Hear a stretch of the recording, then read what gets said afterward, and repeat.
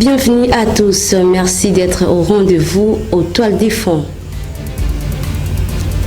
4 points essentiels étaient au cœur de la 100e réunion du Conseil de ministres marquée par sa visite officielle en Chine, la situation sécuritaire dans l'Est du pays et tant d'autres. En justice, Moïse Monidela tire la sonnette d'alarme aux autorités de la République face aux dangers que court Salomon Kalonda après son arrestation par le service de renseignement.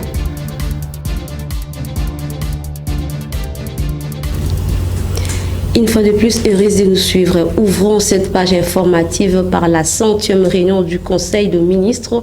Le chef de l'État, Félix-Antoine Tshisekedi Tshilombo, a présidé le vendredi 2 juin dernier en présentiel la traditionnelle réunion du Conseil de ministres à la Cité de l'Union africaine avec tous les membres de l'Union sacrée de la nation. La communication du président de la République a essentiellement porté sur 4 axes prioritaires dont sa visite d'État à la Chine, la participation de la RDC au 20e sommet de chefs d'État et de gouvernement et tant d'autres. À la suite de la communication du président de la République, le chef de l'exécutif national congolais, Jean-Michel Sama Lukonde, a accentué la communication autour de 4 points, dont la régularité de réunion du Conseil de ministres, qui à ce jour totalise déjà la 100e réunion, et salue le leadership du président de la République pour vendre davantage l'image de la République, particulièrement sa visite officielle en Chine. Suivez une fois de plus ces comptes rendus. Du président de la République, le Premier ministre chef du gouvernement s'est appesanti sur 4 points. Premièrement, il a relevé la singularité de la réunion du Conseil de ministres de ce jour, la 100e de notre gouvernement, ce qui est une grande symbolique.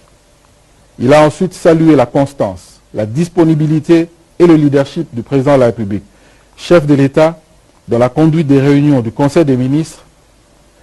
Dans l'histoire récente de notre pays, en effet, jamais un chef de l'État n'aurait été aussi présent au rendez-vous hebdomadaire du gouvernement de la République. Le Premier ministre a indiqué que cette régularité et cette constance sont la preuve tangible du fonctionnement de nos institutions et de la stabilité de notre État en dépit du contexte difficile de guerre que les ennemis de la République nous imposent à l'est de notre pays. À son tour, le vice-ministre de la Défense nationale a fait le point sur l'évolution de la situation sécuritaire dans l'Est de la République démocratique du Congo, qui reste jusque-là marquée par la lutte contre le terrorisme et la mise en place des dispositions sécuritaires en vue de faire face à l'assaut du Rwanda préparé par les forces négatives. Regardez.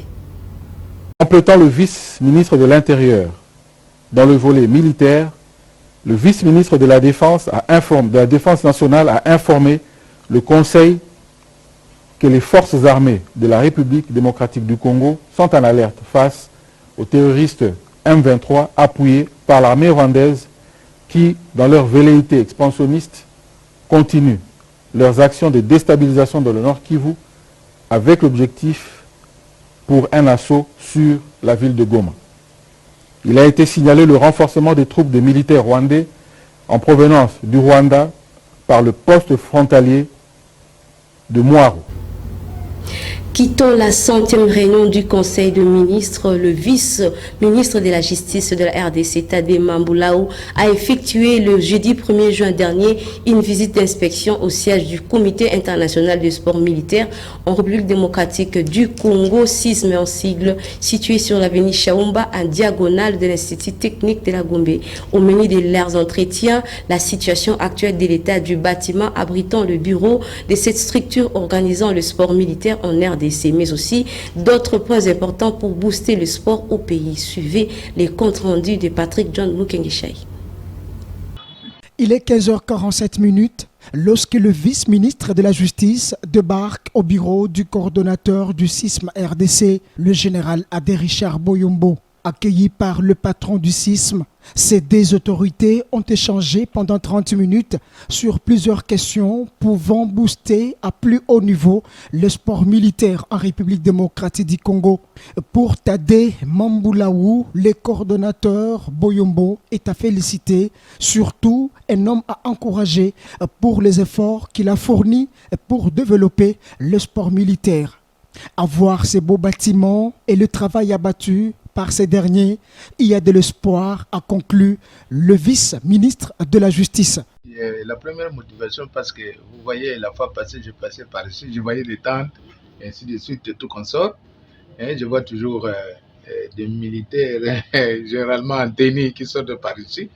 Alors, soudain, je me vois avec des bâtiments quand même un peu confortables pour notre administration, surtout militaire, qui concerne beaucoup plus la diplomatie militaire. Pour moi, en qualité de vice-ministre de la Justice, ça attire la curiosité. Je suis passé par ici pour voir, me renseigner. Je me dis, mais ici, c'est métamorphosé. Alors, il fallait que je jette un coup d'œil. C'est comme ça que vous me voyez venir ici. Et saluer quand même le général qui est avec nous ici. C'est l'encourager, bien entendu, parce que ce qu'ils sont en train de faire ici, ce n'est pas facile. Vous avez un secteur, vous n'êtes pas capable de faire son lobbying et puis matérialiser quelque chose. Peu soit-il, mais c'est pour la République. Notez que les visiteurs impressionnés a promis être un vrai interprète auprès des autorités congolaises pour que le moyen soit doté suffisamment à ses services pour l'organisation de grandes activités sportives à travers la République démocratique du Congo, surtout mettre le sport militaire au centre de tout. Parlons cette fois-ci des relations internationales. Le vice-premier ministre en charge des Affaires étrangères, Christophe Lutundula Apala, séjourne actuellement à Cape Town, en Afrique du Sud, pour prendre part à une grande conférence qui réunit plusieurs pays, dont la RDC et le pays de Nelson Mandela, afin de discuter sur les questions ayant trait à l'avenir de l'humanité. Objectif, prévenir contre toute situation malheureuse dans la scène continentale. Suivez ce reportage.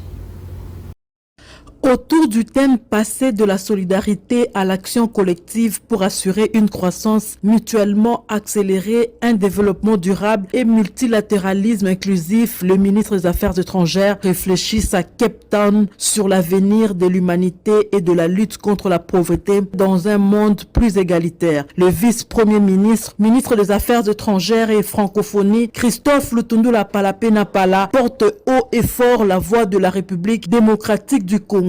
Ce monde où de plus en plus les engagements de pays riches traduits dans différents documents montrent leurs limites, l'initiative des BRICS paraît bienvenue et la République démocratique du Congo y adhère pleinement.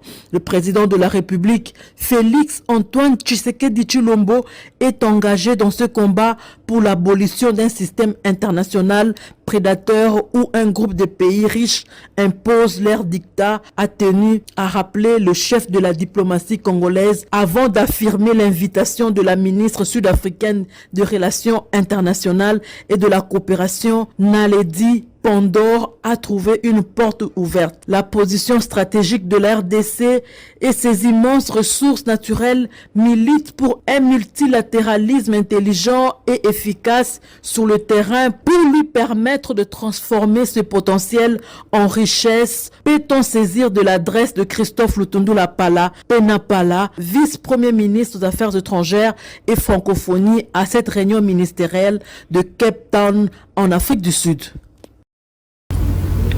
Rendons-nous cette fois-ci au Parlement. Le député national Guy Mafuta Kabongo exige la modification du code pénal car certaines dispositions datent depuis l'époque d'Isaïr et avance également que cela constitue une insécurité judiciaire. C'était lors d'une séance plénière présidée par le speaker de la Chambre basse du Parlement, Christophe Mbosso Kodia Kwanga. Suivez son intervention.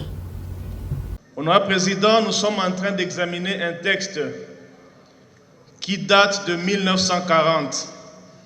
C'est un texte, on peut le constater, qui est caractérisé par plusieurs inadaptations. Ce sont des dispositions qui n'ont pas suivi l'évolution de la société. On peut y trouver de l'anachronisme dans plusieurs dispositions. C'est cela même qui justifie la récurrence de plusieurs propositions ou projets de loi tendant à la modifier. En guise d'exemple, honorable président, j'aimerais épingler 2 ou 3 cas. Déjà que les peines contenues dans cette loi sont exprimées en zaïre, monnaie qui n'a plus cours légal. Donc des dispositions vraiment inconstitutionnelles. Je le dis, Monsieur le Président, parce que la population est abandonnée à elle-même. Il y a une insécurité juridique qui ne dit pas son nom. C'est pourquoi je demande si l'Assemblée officiellement peut formuler une recommandation à l'endroit du gouvernement pour des états généraux du Code du droit pénal. Il existe au sein du ministère de la Justice des divisions qui s'en occupent. Je parlerai ici de la commission de la réforme de droit. Ce sont des questions sur lesquelles cette commission travaille déjà. Ce ne sont pas des questions très difficiles qui prendraient beaucoup de temps. Je demande solennellement, honorable président, si possibilité il y a, que notre plénière puisse formuler une telle recommandation qui permettrait à tous les experts de revoir de fond en comble cette loi importante. Aujourd'hui, le code pénal devrait encore jouer son rôle de dissuasion. Qu'est-ce que nous remarquons? Je prends un exemple de l'infraction de détournement. Dans la pratique, seule la sanction politique ou la sanction administrative suffit. Pendant que nous voyons bien les fruits du détournement. Mais la loi pénale ne permet même pas de décourager. Dans un autre registre, Bintou Keïta, représentante spéciale du secrétaire général des Nations Unies en République démocratique du Congo, a été reçue le vendredi 2 juin dernier à Brazzaville par Sassou Nguesso, président de la République sœur du Congo. Les 2 personnalités ont discuté de la situation sécuritaire dans la partie orientale de la République démocratique du Congo. Retrouvez ce reportage. En raison de son expérience dans le règlement des conflits en Afrique, le président de la République est souvent consulté chaque fois que besoin se fait sentir sur le continent. C'est ainsi que Denis Sassou Nguesso a offert son hospitalité ce jeudi à la résidence du Plateau à Bintou Keïta, représentant du secrétaire général de l'ONU en RDC et chef de la mission de l'Organisation des Nations Unies pour la stabilisation en République démocratique du Congo. Au cœur de leur échange, les derniers développements de la situation sécuritaire à l'est de la RDC, toujours marqué par l'instabilité et la persistance de l'opposition entre Kinshasa et Kigali. Le sujet principal, c'est de suivre la situation de la République démocratique du Congo pour voir et comprendre les enjeux actuels et notamment comment mieux accompagner la République démocratique du Congo. Dans le processus menant à la décrispation de la situation sécuritaire à l'est de la RDC, la MONUSCO ne travaille pas seule, a ajouté Bintou Keïta. Elle demeure toujours attentive aux contributions des organisations sous-régionales impliquées dans le dossier. Nous allons respecter les désirs des États membres, à la fois celle de la communauté de l'Afrique de l'Est et aussi celle de la SADC, dans la mesure où ils ont à la fois à travers 2 processus, le processus de Luanda et le communiqué du 23 novembre de Luanda, qui gère la situation par rapport au M23, et aussi les décisions qui ont été faites tout récemment par rapport au déploiement d'une brigade de la SADC, de voir que pour nous, qui sommes déjà sur terrain dans ce même théâtre d'opération, avec le mandat du Conseil de sécurité, nous allons travailler en bonne entente et bonne collaboration et coopération, ce qui devient de plus en plus une démarche qui est recherchée par tous. La République démocratique du Congo s'apprête à organiser en décembre 2023 son scrutin présidentiel. Dans cette perspective, la MONUSCO est prête à accompagner le pays à bien honorer ce rendez-vous démocratique. Revenons encore sur le dossier arrestation Salomon Kalonda. Moni Dela, frère biologique du conseil spécial de Moïse Katumbi, a tenu un point de presse pour expliquer l'opinion publique tant nationale qu'internationale sur les dangers que court le bras droit du président d'Ensemble pour la République. Suivez-les dans ces extraits choisis par Richard Nawesh. Les faits, Salomon était déjà traqué. Et je suis passé dans les émissions, Peter est là, le juge, je lui ai dit, Peter, retiens ça, on va arrêter Salomon. Non seulement l'arrêter, on va lui faire du mal, c'est ce que je crains. on risque de lui faire du mal. Moi, je crains ça. Je crains qu'on risque de faire du mal à Salomon. Courage.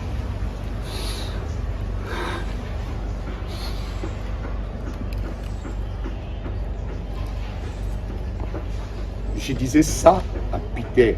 Je dis, Peter, je sais que on risque d'arrêter Salomon. Et non seulement je crains qu'on l'arrête, mais qu'on lui fait du mal parce que ça a été déjà planifié. Nous avons l'information, Peter. C'est rare que de gens, on savait à la limite tout ce qu'on fait. Une fois, il est venu ici. Pendant tout ce temps, il est venu une fois la nuit, mais on l'a bloqué ici déjà.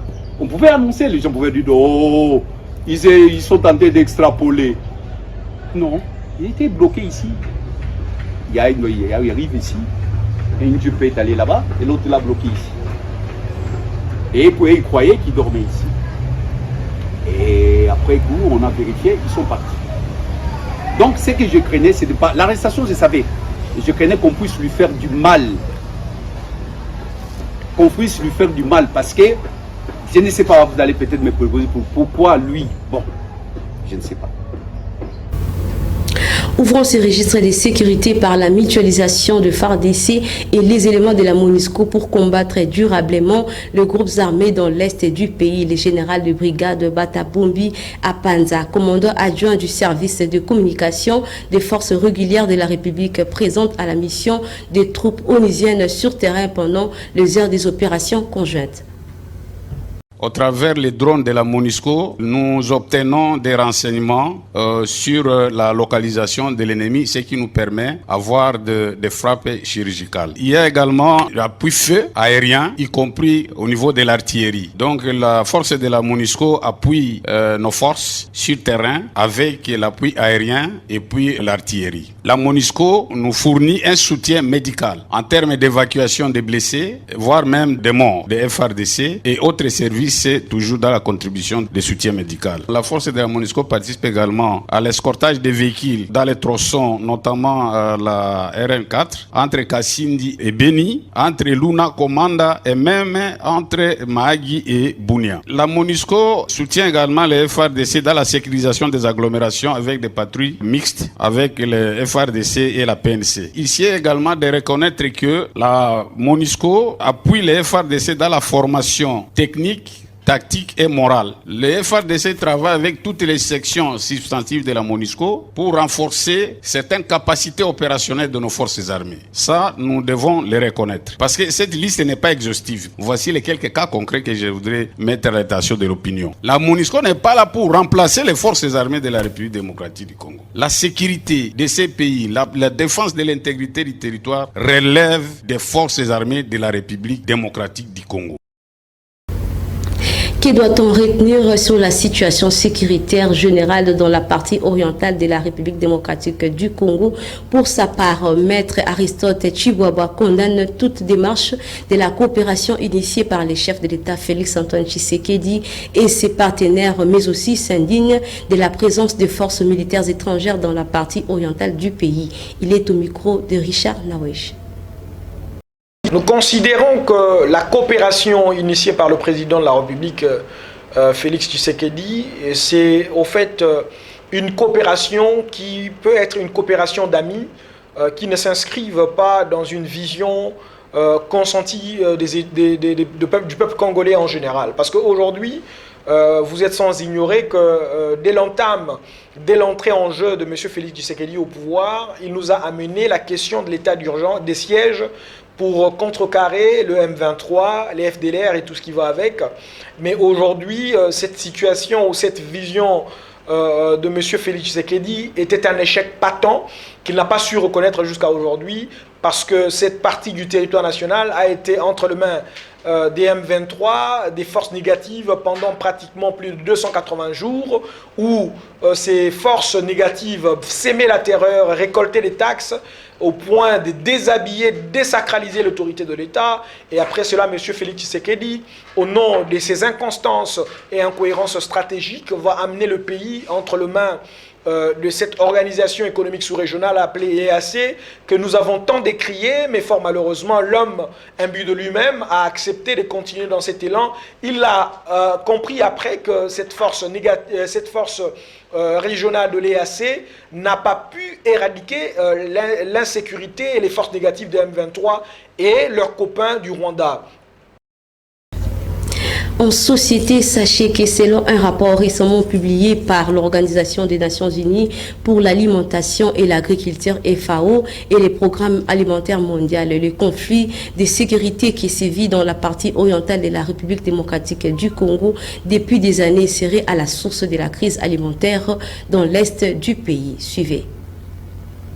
Les documents révèlent que plus de 25,8 millions de personnes font face à des niveaux d'insécurité alimentaire, des crises ou d'urgence en raison de mauvaises récoltes, des déplacements dus à la violence, d'épidémies, des chômages et de l'effondrement des infrastructures. Les conflits qui sévissent depuis des années dans certaines régions de la RDC a coupé des communautés entières de leurs champs, provoquant une grave pénurie alimentaire dans ces régions. Malgré la disponibilité des nourritures, le prix élevé signifie que les ménages pauvres ont besoin d'aide pour acheter des aliments nutritifs en quantité suffisante. Les zones les plus touchées par l'insécurité alimentaire sont Djougou et Massissi en Ituri, et Rutshuru, Nyiragongo, Goma, Beni et Mombasa dans la province du Nord Kivu. La violence et l'insécurité dans ces régions ont rendu difficile l'acheminement de l'aide humanitaire, aggravant ainsi la situation. Selon les rapports, environ 6,7 millions de personnes connaissent des niveaux d'insécurité alimentaire, des crises ou d'urgence dans les régions du Nord et du Sud Kivu et en Ituri, soit une augmentation de 10% par rapport à l'année dernière. Notons par ailleurs que les agences des Nations Unies appellent davantage de soutenir pour améliorer les moyens de subsistance et répondre aux urgences.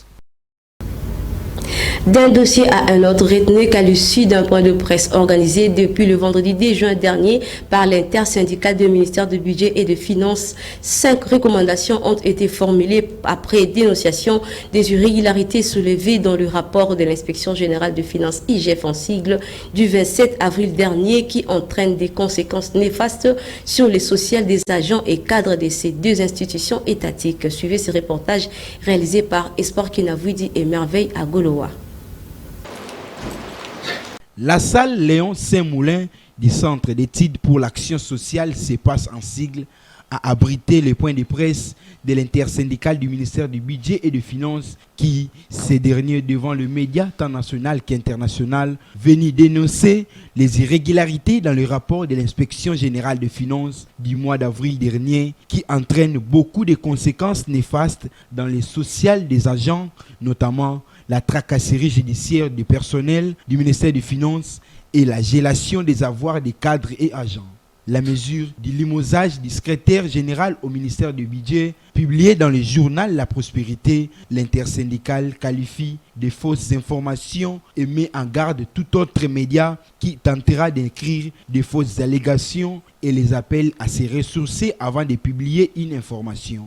À l'issue de ces points de presse, 5 recommandations ont été formulées par l'intersyndicale du budget et des finances, dont la levée des mesures de gel des avoirs des cadres de ces ministères, de mettre fin à la tracasserie judiciaire que subissent les agents et cadres et condamne avec la dernière énergie les accusations et des propos mensongers et demande à l'inspection générale des finances de cesser avec les désactivations des agents et cadres. Au sortir de ces éclairages, le secrétaire général de l'intersyndicale du budget et des finances donne la quintessence de cette rencontre. C'est-à-dire, ce rapport n'a pas été certifié par les services, en commençant par le ministre du budget, le secrétaire général au budget n'a pas certifié ce rapport, la fonction publique n'a pas certifié ce rapport, les services sectoriels, c'est-à-dire le ministre de la Santé, le ministre de la Défense et celui de l'EPST, ils n'ont pas certifié ce rapport. Voilà pourquoi nous avons dit, et l'intersyndical a décidé, primo, on a demandé aux autorités judiciaires et à l'IGF, on leur demande de lever la mesure de gel des avoirs de nos cadres et agents de finances et budget. La rémunération a un caractère sacré. La rémunération a un caractère sacré. On ne peut pas sacrifier les familles, on ne peut pas sacrifier les petites familles à cause des plans machiavéliques contre ces deux ministères. L'hymne national a sanctionné la clôture de cette action qui a réuni les agents et cadres de ces deux institutions de l'État. Prospérité pour toujours. Par ailleurs, l'intersyndical du ministère du Budget et des Finances, une structure de la défense des intérêts des travailleurs, s'est indigné de propos diffamatoires parus dans le journal La Prospérité en date du jeudi 1er juin dernier à l'endroit du secrétaire général du budget, Nkesana Moko. Ces derniers ont constaté des allégations graves, mensongères et outrageantes contre le CG de cette institution étatique. Voici donc le commentaire de Patrick John Mokengeshay. L'intersyndical du ministère du Budget et des Finances s'est dit très indigné de propos diffamatoires du journal La Prospérité en date du jeudi 1er juin 2023 à l'endroit du secrétaire général du Budget, article qui avait pour titre « Sabril ». Budget, le fonctionnaire réclame la révocation du secrétaire général du budget, Pierrot Nkesana Moko. Des allégations graves, mensongères et outrageantes contre le secrétaire au budget.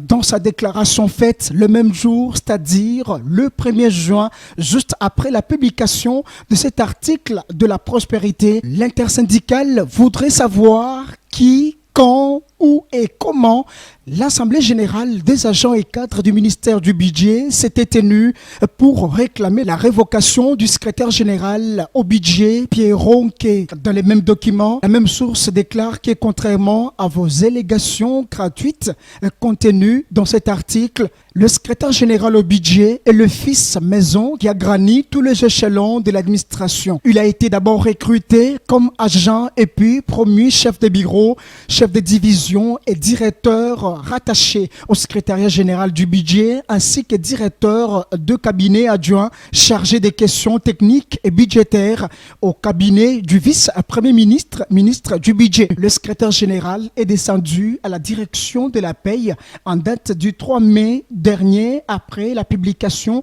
du rapport de l'IGF du 27 avril 2023 où il a demandé aux agents et cadres de la direction de la paye de collaborer avec la justice et l'IGF. Il a demandé également aux cadres et agents de la direction de la paye de ne pas fuir et de se présenter régulièrement au service sous peine de sanctions. Sur ce, l'intersyndical condamne avec la dernière énergie les propos mensongers, outrageants et irresponsables, non seulement envers le secrétaire général au budget, mais aussi à l'intersyndical du ministère du Budget et des Finances.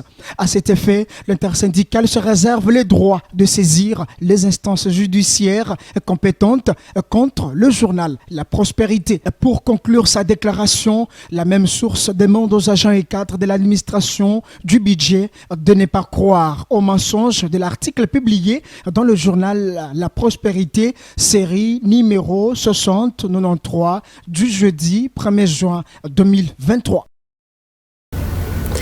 Revenons sur l'affaire composition du bureau après les élections syndicales. Le vendredi 10 juin dernier, l'Agence nationale de développement de l'entrepreneuriat congolais a organisé la cérémonie d'installation du bureau de la délégation syndicale dont la dynamique syndicale de finances DCF en sigle occupe le poste du secrétaire dans cette nouvelle équipe. Suivez ces reportages de votre rédaction à travers Espoir Kenavidi et Merveille à Goloa. Il est 12 heures au siège de l'Agence nationale de développement de l'entrepreneuriat congolais. Les agents et cadres de cet établissement public réunis dans la grande salle pour assister à la cérémonie de l'installation et de la remise et reprise de la nouvelle équipe syndicale au sein de l'ANADEC. Cette cérémonie riche en couleurs a débuté par le mot de circonstance du directeur des ressources humaines de l'agence qui, dans son mot, a remercié la direction de l'ANADEC et le partenaire syndical pour leur participation et organisation des élections syndicales. S'en est suivi de la lecture du procès verbal de la dite élection qui a connu la participation des 5 syndicats, dont la dynamique syndicale de finances représentée par M.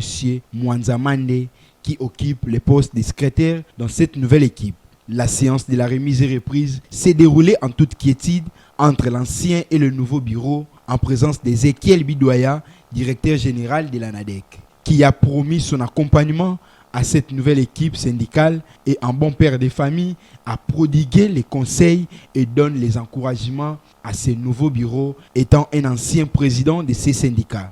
Il a souhaité plein succès et durant tout le mandat. Ce que je vous demande, c'est d'avoir les armes. La délégation syndicale, comme vous l'avez dit, ce sont des textes. Donc il faut faire cet effort-là, de lire le Code du travail, pour connaître quels sont les pouvoirs de la délégation syndicale, de lire nos statuts et règlements pour connaître quels sont les droits et obligations du personnel. Prenant la parole, Charles Mikadi, nouveau président syndical, promet que les efforts consentis ne passeront pas à vain.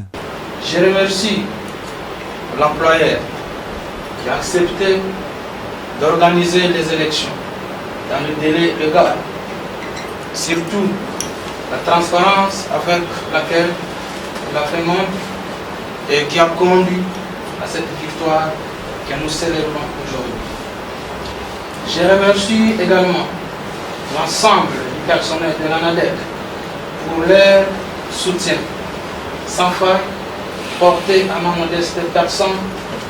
Et je tiens à vous rassurer à ce jour que tous les efforts consentis ne partiront pas en vain.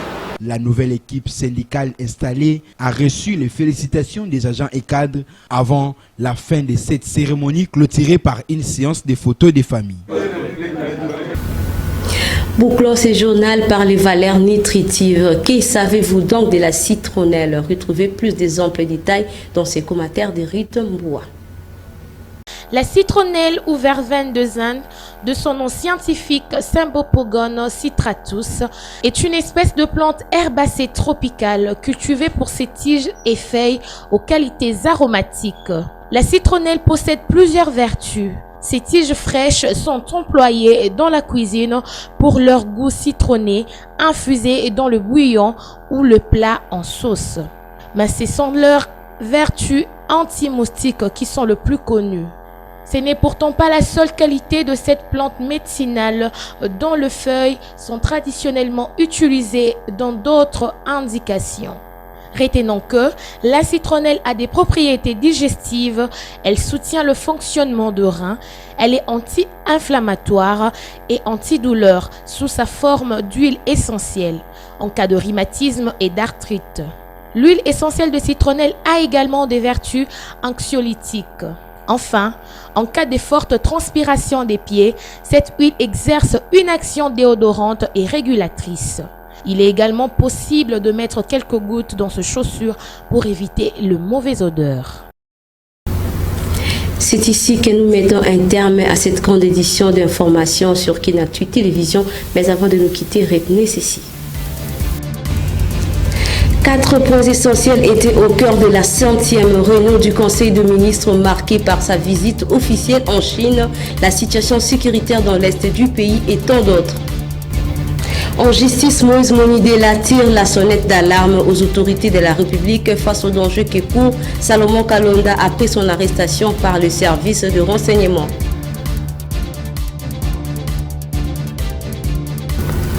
Je vous retrouve très prochainement. Bonne évasion du week-end chez vous. Au revoir.